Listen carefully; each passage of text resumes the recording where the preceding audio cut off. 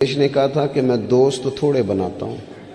کیوں؟ فرمایا دوست تھوڑے ہوں تو حق بھی تو تھوڑے ہوتے ہیں نا. جس سے پیار کرنے والا زیادہ ہوتے ہیں اس کے ذمہ حقوق بھی تو ذرا زیادہ ہوتے ہیں نا. اس کی ڈیوٹیاں بھی ذرا زیادہ ہوتی ہیں، اس کو زیادہ کام کرنا پڑتا ہے. میرے عزیز، مسائل تو رہتے ہیں، اب محبت چھوڑ دی جائے گی. وہ ہمارا یہ مزاج بن گیا ہے کہ ہم سارے دکھوں کو، وہ ایک تکلیف ہوتی ہے زندگی میں تو سارے سکھ بھی اسی پر قربان کر دیتے ہیں. صرف پیسے نہیں ہے نا پاس، بچے ہیں نا اللہ کے فضل سے، صحت ہے نا اللہ کے فضل سے، گھر ہے نا اللہ کے فضل، تو چلے ایک ٹینشن کو چھوڑ ہی دیا جائے. آپ دیکھیے نا، اللہ کے پیارے رسول علیہ الصلوۃ والسلام نے فرمایا سارے نبی ستائے گئے اور میں سب سے زیادہ ستایا گیا. آپ 13 سال مکہ مکرمہ کے حالات دیکھ لیں، پھر حضور مدینہ طیبہ تشریف لائے تو بدر، احد، خندق، حنین، تبوک، خیبر، آپ دیکھتے جائیں منافقین کی سازشیں، کبھی کسی رنگ میں کبھی کسی رنگ میں، ہر وقت حالات کے تیور چڑھے رہے. اور حضرت حارث ابن عبداللہ رضی اللہ تعالیٰ عنہ فرماتے ہیں میں نے اتنا مسکراتے کسی کو نہیں دیکھا جتنا رسول کریم مسکرایا کرتے. مسائل کی سنگینی تو ساتھ رہے گی.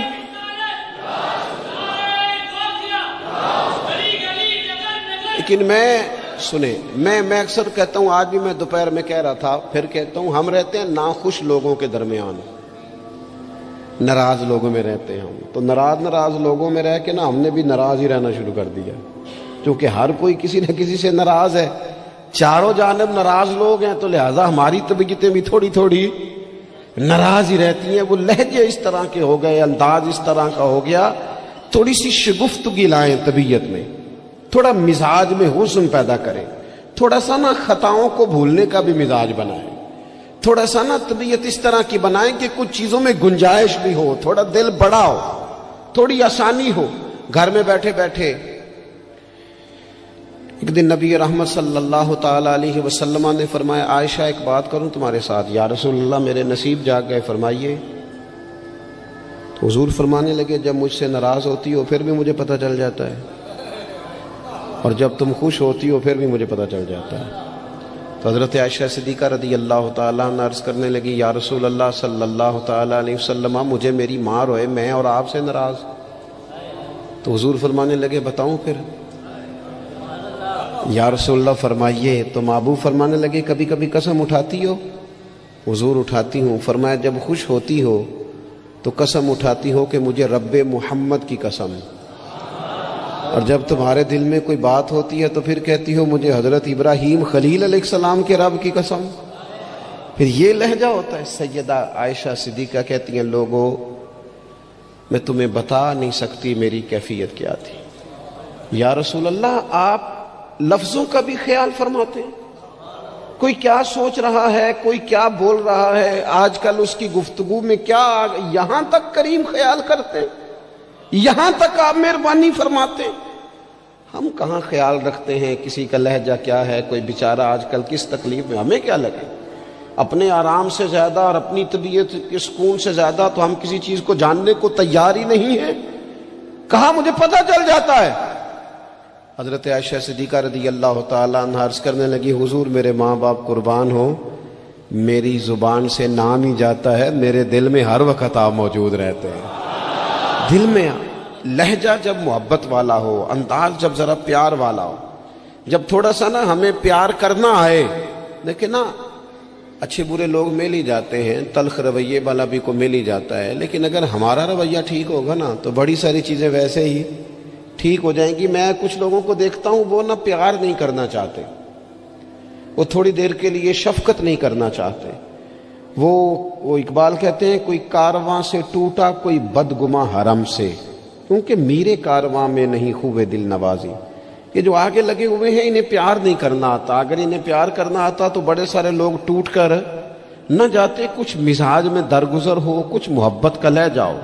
یعنی ایک تو یہ ہے نا کہ ہم بتا رہے ہیں، دکھا رہے ہیں، سمجھا رہے ہیں، اور ایک یہ ہے کہ آگے پیچھے دائیں بائیں دیکھا جائے. جب کوئی نظر نہیں آ رہا تو پھر جیب سے تسبیح نکلے اور حضور پر درود و سلام شروع ہو. پھر کیفیات اور قسم کی ہو.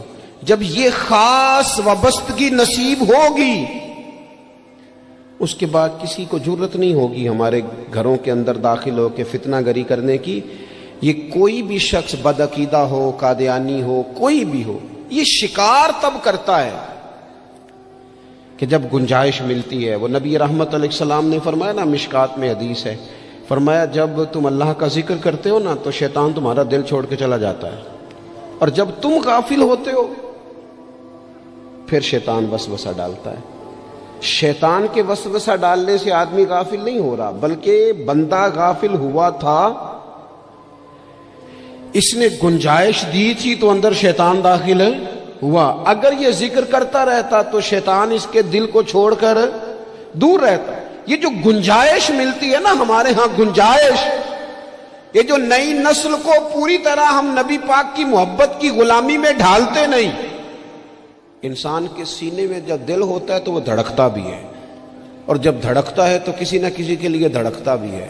نہ مانے لوگ، ویسے یہ کہ شہرت کے لیے بھی دل دھڑکتا ہے۔ اگر 2-4 لوگ نام لے لیں تو رات نیند سکون کی آ جاتی ہے۔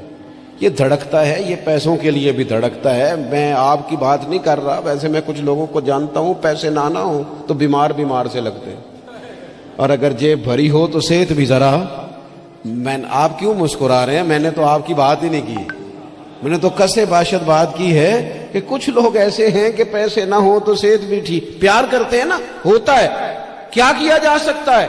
میرے عزیز، اگر آنے والی نسل کے دلوں میں پہلے سے وہ پیغام جو ہمیں ہمارے بزرگوں نے دیا، جناب صدیق اکبر سے لے کر اعلیٰ حضرت فاضل بریلوی تک، وہ پیغام جو ہمارے اسلاف نے ہم تک پہنچایا کہ جان ہے عشق مصطفیٰ، روز فضو کرے خدا، جس کو ہو درد کا مزہ وہ ناز دوا، اٹھائے کیوں پھر کے گلی گلی تباہ، ٹھوکرے سب کی کھائے کیوں، اور دل کو جو عقل دے خدا تو تیری گلی سے جائے کیوں۔ وہ اگر ہم اپنی آنے والی نسل میں پوری طرح، ہمارے بچے کیوں دلیل پوچھیں گے کسی سے؟ کسی کی طاقت کیسے ہوگی ان سے بات کرے؟ لیکن ہم نے نا انہیں کاروبار تو سکھائے ہیں، طریقے تو سکھائے ہیں، وہ خاص رنگ نہیں سکھایا۔ میری گفتگو مکمل ہو گئی، چونکہ استقبال رمضان شریف کا یہاں عنوان لکھا گیا ہے تو 1-2 بات میں عرض کرنا چاہتا ہوں۔ میں بڑی تھوڑی تقریر کرنے کا عادی ہوں۔ آپ لوگوں کی محبتیں، اور پھر یہ کہ جس شدت سے آپ لوگ منتظر تھے اور جس پیار سے آپ لوگ یہاں آئے، ایک آدھ بات رمضان شریف کے حوالے سے میری خاص خواہش ہے اور میری یہ خاص اپیل ہے۔ وہ میں ابھی سے لوگوں کو سن رہا ہوں کہتے ہوئے کہ روزے بڑی گرمی کے آ رہے ہیں۔ وہ خدا کے بندے، تو نیت تو کر، تو ارادہ تو کر۔ رمضان شریف میں 3-4 چیزوں کا خاص خیال رکھنا ہے ہم نے، خاص۔ ایک تو رمضان شریف میں قرآن پاک سے خاص محبت فرمائیں۔